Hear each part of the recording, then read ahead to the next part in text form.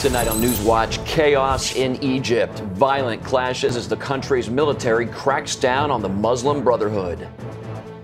Plus, how one former presidential hopeful is working to change the culture through what we watch at the movies. And America's electrical grid. Why some say the system could be leaving the country vulnerable to terrorists. All this and more tonight on NewsWatch. A deadly day in Egypt. Good evening. I'm Mark Martin. And I'm Wendy Griffith. 25 Egyptian soldiers were ambushed and killed in the Sinai Peninsula. It's just the latest round of violence between government forces and Muslim Brotherhood supporters. Many Egyptians consider the Brotherhood a terrorist organization, one that's been a deadly threat to people throughout their country, including Christians. Chris Mitchell has tonight's top story from Jerusalem. On Sunday, Egypt's military chief General Abdel el-Sisi reached out to the Muslim Brotherhood but said the army would oppose them if necessary. Sisi said the army was the guarantor of Egypt's stability. Despite Western media reports, most Egyptians were united. And I think Egypt is saving the whole world from a terrorist organization. In a recent interview, this Egyptian politician expressed what most Egyptians feel. They rejected the Muslim Brotherhood, which divided Egypt into two camps, the House of Islam and the House of War. They divided the society. Who belongs to them and supports them, he belongs to the House of Islam. Who is out of that, Christians, liberal Muslims, secular Muslims, they are in the House of War. Meanwhile, some Egyptian Christians made their way to Sunday services over the weekend, despite violent attacks on them earlier in the week. I was constantly verbally abused for being a Christian. Even on the public buses, they would insult me for being Christian and accused us of being infidels, and that we as Christian people deserve to be wiped off the face of this country because they believe that we do not deserve to live in this country. Christians bore the brunt of retaliation by the Muslim Brotherhood and Morsi supporters following the army crackdown on the Muslim Brotherhood last week. Dozens of churches, an orphanage, and Christian institutions like Egypt's Bible Society were attacked or burned. We need to pray for our brothers and sisters in Christ in Egypt. This is a very difficult time for them, unprecedented in modern history in Egypt, this type of massive attack against Christians, their institutions, churches. El-Sisi said the government would quickly help restore and rebuild the churches that were attacked and burned. In the U.S., Egypt's turmoil sparked a debate in Congress on whether the U.S. should continue its more than $1 billion in military aid to Egypt. There are no good choices in Egypt. The fact is there's no good guys here. But of the two, I think there's more opportunity to protect American interests if we work with the military and continue our relationship with the military. We have to have access to the Suez Canal. Al-Qaeda should not be allowed to gain a foothold. The treaty with Israel should be enforced. I don't think that can be done with the Muslim Brotherhood. It possibly can be done with the military. The U.S. government is on the side of Islamic terrorists in the form of the Muslim Brotherhood, the oldest modern Islamic terrorist group, the group that spawned Al-Qaeda, spawned Hamas. Our government is on their side. To me, it's a sad day. And right now, I believe the Obama administration... The major question facing Egypt now is the future of the Muslim Brotherhood. Will it stop its protest or continue its fight against Egypt's army and pursue its dream of an Islamic state? Chris Mitchell, CBN News, Jerusalem. And for more on this, we turn now to Cliff May. He's the president of the Foundation for Defense of Democracies. He joins us from our Washington bureau. Cliff, do you think an all-out civil war is in store for Egypt? I don't know, and I don't like to predict. I certainly think we can't rule out that possibility. General Sisi has been very clear that he's giving no quarter, that he is not in the mood for compromise at this point. The Muslim brothers usually are in no mood for compromise either. They may see it as in their interest to back down a bit right now because they're taking casualties at a very fierce rate.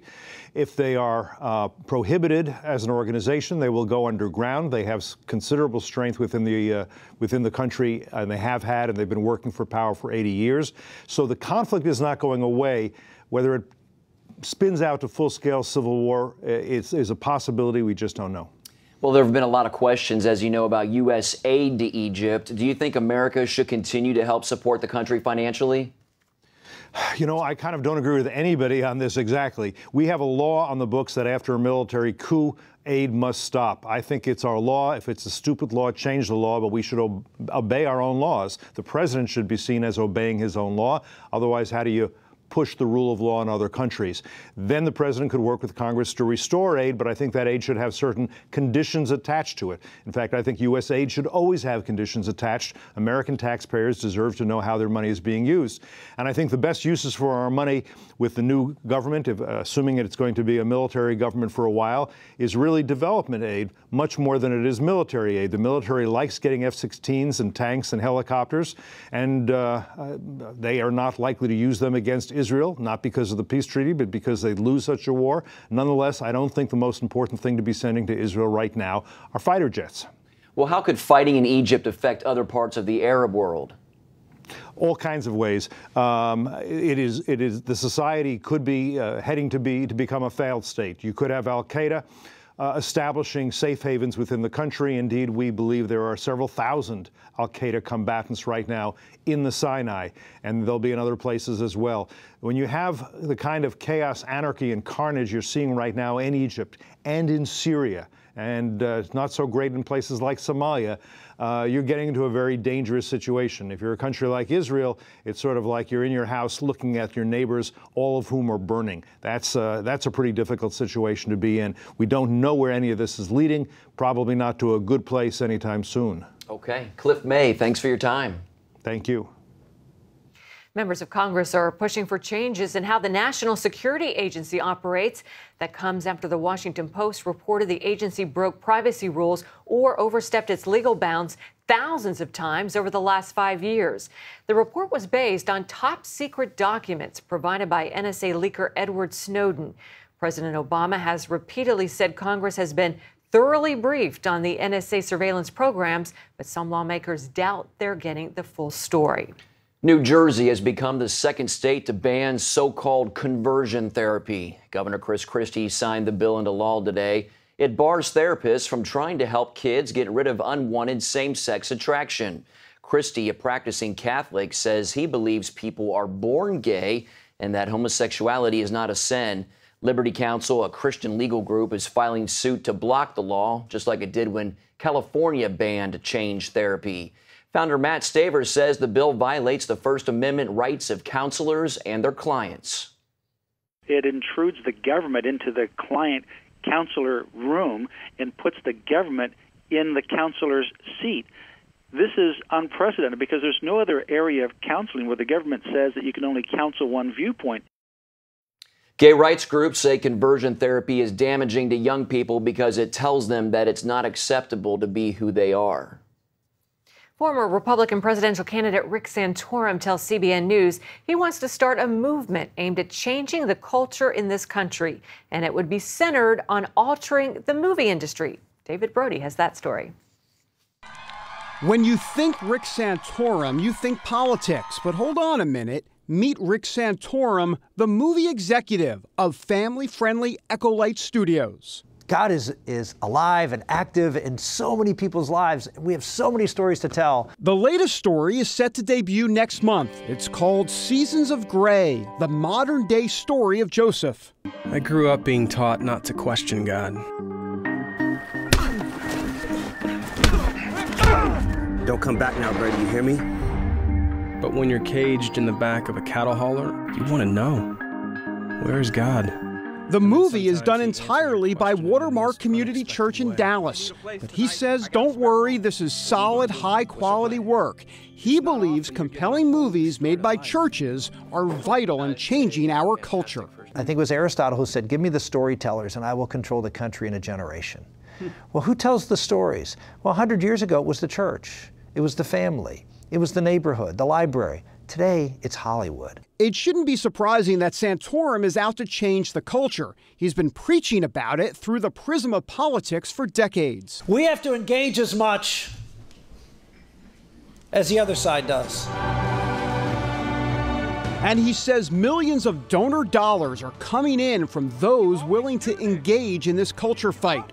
But a vital part of this comes from church members. Echolight has come up with a way for Christians to set up movie screenings in their hometown movie theaters to spread the word. We give you the good quality product. You then go out and can evangelize in your own community, bring people in. Santorum knows a thing or two about bringing people in. He finished a strong second to Mitt Romney in last year's GOP presidential primary. And this year, he's been back in early voting states like Iowa, fueling speculation of another presidential run. I need to keep my options open for a potential run. But whether it's politics or the movie industry, the goal is still the same: an American culture that defends and embraces Judeo-Christian values. David Brody, CBN News, Washington. Coming up, Western wildfires. A look at the different fires threatening homes from California to Idaho. From CBN. Broken Eardrum is playing at the Civic tonight. And you'll just have to miss it. This is so incredibly unfair. A special story of love and sacrifice. Joy, Mom comes up with something. Christopher Quantum, you and I are going to discuss your attitude right this minute. Superbook. No. Join the Superbook DVD Club and get Superbook's newest episode, He is Risen. Plus 2 copies to share with others. All for your gift of $25. They have arrested Jesus, the Messiah. Do you not know that I have the power to crucify you? No! Please! You can't! They've taken him to Golgotha. We must hurry. Mary is about to lose her son. The worst thing any mother could face. I am not leaving her. Superbook. It's an amazing way to build a strong spiritual foundation in the children you love. Mary, who are you looking for? I've seen him! He is alive! Superbook. He is Risen. Available now. In 2008, my husband Gary departed for heaven. I was still grieving. And then to find out I had cancer, I began praying, God, how do I do this? Where do I do this? Cancer Treatment Centers of America was the place. Dr. Neelam outlined a plan that would take care of my mind and my body, and she prayed with me. For Bible-believing Christians, we're able to pray with them in a much deeper way as they begin to really rely upon their faith. At Cancer Treatment Centers of America, we believe in the power of faith and prayer as indispensable allies in the fight against complex and advanced stage cancer. I'm back in Telluride on the mountain skiing. I feel strong and healthy. Advanced medicine and technology. And I am a survivor. The warm embrace of the Spirit and the power of prayer. These are happy tears. Please go to cancercenter.com/faith. Appointments available now. Cancer Treatment Centers of America. Care that never quits. Jim is 38, mortgage, married, 3 great kids. He wants to protect his family with a $500,000 term life insurance policy. What do you think it'll cost him? $100 a month? 60? 40? Actually, none of the above. Jim can get a $500,000 policy from a highly rated insurer for under $19 a month. His secret? SelectQuote. SelectQuote is impartial. They'll comparison shop the pick of insurance companies like these to give you a choice of your best prices. SelectQuote has great savings on term life for women, too. Jim's wife, Deidre, can get a $500,000 policy for under $16 a month. SelectQuote has helped make term life insurance affordable for hundreds of thousands of people since 1985. How about you? Just call this number or go to SelectQuote.com. SelectQuote. We shop, you save. Wildfires are waging in western parts of the country. The fires are threatening what some call the most beautiful scenery in America. And folks in some high-priced resort neighborhoods are evacuating as flames near their homes. Lori Johnson tells us how people are handling these growing fires. The beauty and spectacular skiing of Sun Valley, Idaho and nearby Ketchum lure the rich and famous to these resort communities. But now the multi-million-dollar mansions and expensive hotels and restaurants could be turned to ashes, and there's not much anyone can do to stop it. You never stop thinking about, am I going to lose my house? Some ski resorts are turning on their snowmakers, high-powered water guns, drenching the gorgeous mountain slopes in an effort to protect them. Already, smoke is choking the life out of the populated areas, and helpless residents are told to gather up their most precious belongings and stand by to evacuate if the flames get too close. It's coming down the mountainside right there. So now it's just kind of wait and see what happens. Can't control it. In addition to Idaho, the wildfires extend into Northern California and Oregon. All told, 2,300 people have already fled their homes. Who knows what they'll find when they return? The fires have been burning for nearly 2 weeks, blackening 100,000 acres. Lori Johnson, CBN News. Tonight marks the deadline for creditors to object to Detroit's petition for bankruptcy. In July, Detroit became the largest city in the U.S. to file for bankruptcy. Creditors, including the city's 2 employee pension systems, could lose big if Detroit is declared insolvent. The city owes more than $18 billion in debt. A handful of creditors have already objected. Some say it violates a Michigan constitutional provision protecting pension and retirement benefits. After today, the city has until September 6th to address their concerns. Then a federal judge will decide whether to allow the bankruptcy filing to proceed. Up next, why some say protecting America's electrical system needs to be at the forefront of the country's security plan. Attention sleep apnea patients. Are you tired of the expense and hassle of getting your CPAP and BiPAP supplies? Are you fed up with dealing with ill-fitting, leaking, or worn-out masks and straps? Are you worried about the effects that unsanitary tubes, cushions, and filters have on your health? If you said yes to any of these questions, Allied Medical Supply Network has the solution to your problems. You could qualify to have your supplies regularly delivered right to your door at little or no cost to you. That's right, no more inconvenience, no worn-out masks and straps, no more unsanitary equipment, just restful sleep. Call Allied Medical Supply Network today to determine if you may qualify to receive your fresh, brand-name supplies at little or no cost. Don't delay. Call us now to see if you are eligible to save money on regular delivery of your CPAP and BiPAP supplies. Call 1-800-815-9947. That's 1-800-815-9947. Or go to cpapsupplyhelpline.com. Announcing an important breakthrough in healthcare that can benefit everyone. If you or anyone you love needs affordable health insurance, regardless of a pre-existing medical condition, call Quick Insurance 123 today and get the immediate relief you deserve. Quick Insurance 123 was created to provide affordable health insurance to all uninsured Americans, with or without pre-existing conditions. This is not a discount card. This is a real insurance program that lets you choose from many affordable health plans, with access to doctors, hospitals, emergency services, and more. So call the number on your screen now and get the health coverage you need just for calling. As a special bonus, we'll send you a free prescription savings card that could save you up to 85% on your prescriptions. That's right, you could save up to 85% on your prescriptions just for calling. Call Quick Insurance 123 to find out how you can get affordable health insurance and receive your free prescription savings card just for calling. Don't wait. Getting a free quote is as easy as 1, 2, 3. Call today. A presidential task force says America needs a better plan for protecting the country's infrastructure system during natural disasters like Superstorm Sandy. In a report released today, the group highlighted ways cities can improve, including using federal money for new flood protection standards for coastal communities and making upgrades to existing infrastructure like the electrical grid. The task force says spending money now would save money in the future. Well, last year, thousands of people lost power for weeks after Sandy hit. The storm revealed the electrical systems in many cities are in bad shape. Some say no quick fix is in sight. And as Caitlin Burke reports, they warn that makes America even more vulnerable to terrorists. America's largest cities are ticking time bombs. The problem lies in a power grid that's simply too old and can't keep up. Transformers already exceed their intended lifespan, and a growing population puts greater stress on a framework never meant to see the 21st century. New York City's infrastructure is among the oldest in the country. And experts say that if upgrades aren't made a priority, the results will be catastrophic. And not just here in the city, but worldwide.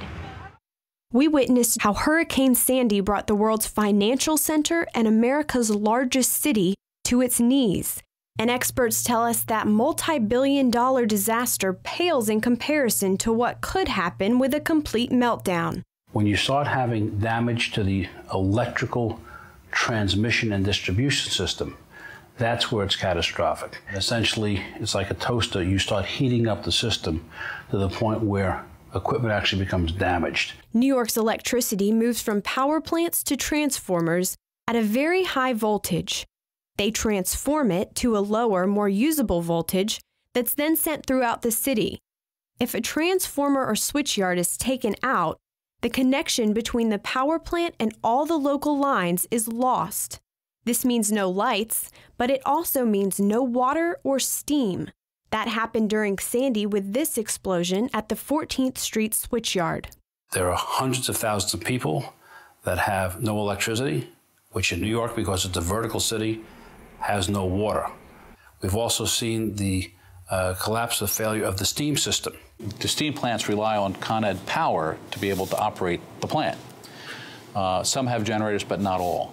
So if they lose the steam plant in the summertime, it is difficult. A lot of customers are in trouble. If they lose it in the wintertime, it's significant because now you have major residential buildings that are all dependent upon steam. New York's blackout from Sandy lasted for weeks. While much of the city pulled together, frustrations grew in other areas, leading to looting and chaos. Law enforcement officers fear a longer-term scenario. There is such a thing as right and wrong, and there's such a thing as good and evil, and the evil will come out when the electric goes down. How long can you humanly stay on your feet when you're trying to evacuate a building, trying to evacuate the subway tunnels, trying to get injured to the hospital, and keeping an eye on those people that would take advantage of the ordinary person? Add to that the real threat of terrorists. The terrorists are amongst us. The minute we're preoccupied with getting someone from an elevator, emptying a subway train, all those other things, they will take advantage, and that's what they look for. This is the Farragut switchyard. The electricity that comes through here powers the financial district and the New York City subway system. But it has minimal security and flimsy gates. And if it's this accessible to us, imagine how accessible it is to terrorists. As horrible as 9/11 was to this nation and to the city, had the terrorists flown 2 planes into this facility, the consequences to New York City and to the nation would have been orders of magnitude more damaging than what actually happened. Adam Victor of Transgas Developments took a potential infrastructure solution to city leaders back in 2001. A cogeneration plant able to keep up with 21st century technology. This plant would be in a position, because of its location, to reinforce the electric grid and the stream grid. We'd be in a place where we could actually electrify the New York City subway tunnels. Our plant would have what's called black start capability, that even if the grid went down, our plant would stay up and running. We also decided to bury the plant, and on top of this plant, we were going to put a park. Victor's plan would have used private investors to pay for the plant under a public-private partnership, and he says it would have been clean and green. We would have cleaned up the land, we would have cleaned up the water, we would have cleaned up the air with this facility. Victor maintains, however, that politics and a lack of local support led to a rejection of his plant in court. He adds that if his cogeneration plant had been in operation, it could have kept the lights on during Hurricane Sandy. So what's the holdup in fixing this aging system? CBN News spoke with former New York Governor George Pataki. It costs money, and it's always hard for government to find money. It might not be popular, and it certainly never is popular when you have an infrastructure project going near where someone lives or works. But you can't just focus on the issues of today. You also have to think about what the needs are tomorrow. And it's a balancing act. And some people can't do it. Very often, the future needs, the infrastructure needs are what forgotten. Victor says he will continue to fight with the hope that city and state leaders will get on board before it's too late. All infrastructure that has ever been built has failed. And it's a matter of time. And older infrastructure, no matter how good, will eventually fail. And the sooner that we augment and reinforce this old infrastructure, the safer we will be to prevent that day of reckoning. Caitlin Burke, CBN News, New York, New York. Up next, a heartwarming homecoming as one sailor returns from sea.